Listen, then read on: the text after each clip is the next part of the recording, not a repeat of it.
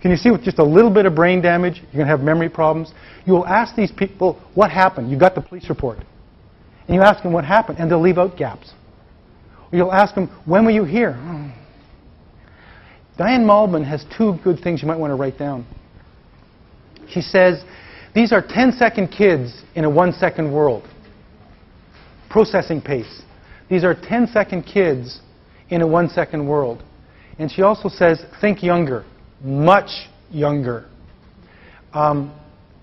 Quick bit here into sex offenses. I did a lot of prosecutions. Okay, quick, sex offenses. One of the problems you have, think younger, they have inappropriate sexual partners because they are 25 years old, 19 years old, 11 years old cognitively. Does that help you understand some of the sex offenses? The second biggest reason for sex offenses is victims, complainants, however you want to talk about it, is many of these people are alone. They have so many bad behaviors. They don't have any friends. They're called difficult children. You'll see them in the papers, okay?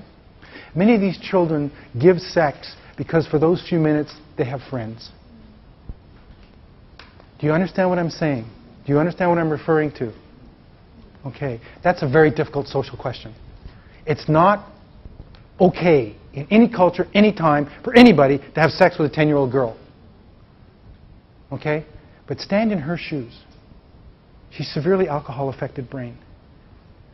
Go through adaptive behaviors, learning, attention, reasoning, and memory. Take a look at shame, failure, rejection, aloneness. And then all of a sudden the sexual acting out kind of starts to make sense, doesn't it? It's illegal. I'm not saying it's legal. But I want you to see the brain. Am I coming through here about see the brain? That's the key. Don't focus on the sex. The sex is irrelevant. It really is. I know it's a hot topic and it makes the front page of the paper, but that's not what we're talking about. We're talking about that brain. Okay? It's a complex, multi-generational, difficult topic.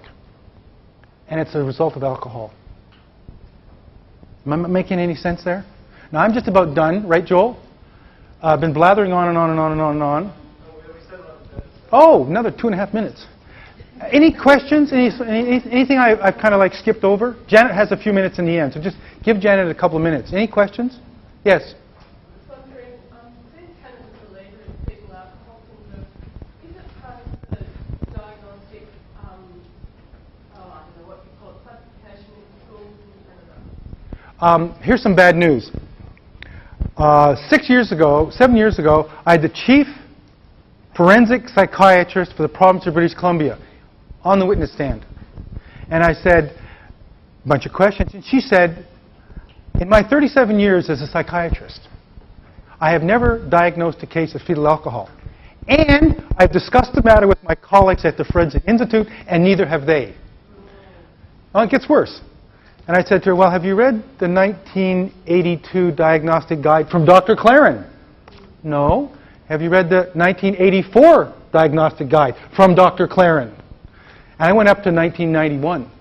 I said, have you taken the free 3-day training at the University of Washington Medical School? No. Now, I know Emmeline Murphy, and she's a very competent psychiatrist. I was a competent lawyer. I didn't know about it. She's now going to courses. She's slowly learning about it. Yes, it's now becoming a part of the regular conversation that lawyers and judges have in Canada, but it took a long time. And it's very difficult now because what forensic does is they send you a little standard letter. We have no expertise in this area. So they've gone from saying it doesn't exist to saying we don't know about it. And so what we have is a list of places you can go. The problem is a fetal alcohol assessment costs $3,000 to $5,000. Yes?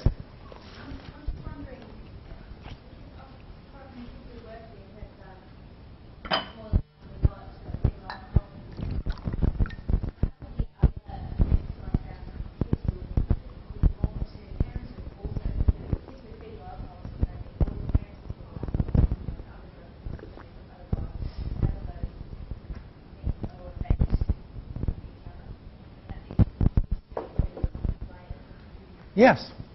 It's hugely complex. And there's no magic wand. But you've got to start talking about it. Janet will talk about something. Just take two. Janet, do you want to talk about syndemic? This is, I think, an answer. No, do it right now. Just do it. Take 2 minutes. A syndemic model, the city of Atlanta in the US coined the phrase, Merrill Singer actually coined the phrase syndemic model, meaning system dynamics. You look at the system dynamics. Now, you can go onto the syndemic network, and it'd be wonderful if everybody go into the syndemic network and sign up, because this is the only way that we're ever going to deal with this whole issue. You look at why this group of people, why this problem, and then I was hoping that maybe we could actually form a syndemic group in Brisbane to work out how we can best make a model too. You don't look just at the child, because when you start, because if you look at the whole family, and some families it's now across generations, but it's just not the alcohol. There's tobacco, there's young, the cannabis, marijuana. There are a number of multiple things. Plus, they're all teratogens. They all cause birth disabilities. But there are other things too, especially stress is a huge teratogen. We really normally only think about thalidomide or Agent Orange or something like that. But in actual fact, the developmental origins for that child is enormous. And then the epigenetic factors, what's being handed down. So to deal with this, the only way that we'll ever deal with it is to put an umbrella of care across the whole family. And what does that umbrella need to consider? And it's like will it be a massive external brain that we're creating for a whole family? And I'd really like to talk about that. Leona has my contact details. I sent around David's stuff. So if we can, what I'll do when we get the everybody's contact details, I'll refer it. If you don't mind, I'll put that on the No Facade website. No Facade is run by Sue Meyer in Adelaide. She has an adopted child who has Fetal Alcohol Spectrum Disorder. She's in mid-20s now, Lola, and she's an Aboriginal girl. Sue isn't, but No Facade is part of a huge global organisation, and we can all be part of that. We can put stuff on it or take it off. Can I keep going, or do you want me to? Well, can I just finish here?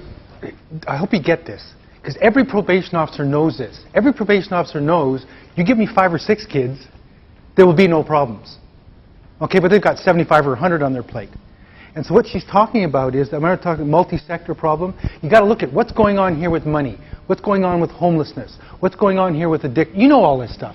But I think that what Janet's trying to do is start up something in Brisbane, because this is a multi-pronged thing. There's no magic Band-Aid. And it's going to take all kinds of different things to make this happen. Does that answer your question, ma'am? And it's a multi-syndemic therapy. Being like Ross Holland is actually doing that over the pathway program, so the Denala. But this would be the whole family, the entire family. Do you want to know a really quick story about family therapy? I met the chief psychiatrist for Cuba. Interesting fellow. He's a colonel in the army. That means he gets paid regularly. Do you know how they do family therapy in Cuba? It's fabulous. You get an invitation from the Cuban army to show up at a certain office building, and everybody shows up. If they don't show up, the Cuban army goes and gets you.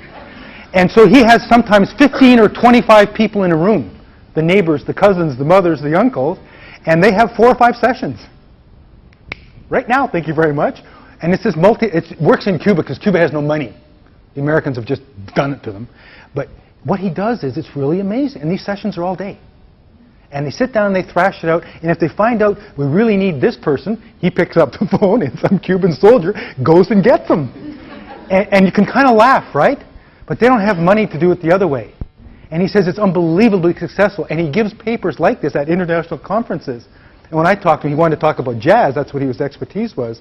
But it struck me there's a particular Cuban solution. You know Cubans drink a bit, don't you? Okay, and that's his particular version of the external brain. Can you see what I'm saying? I mean, there is an Australian solution. I just don't happen to know what it is. But I bet you this stuff is part of it.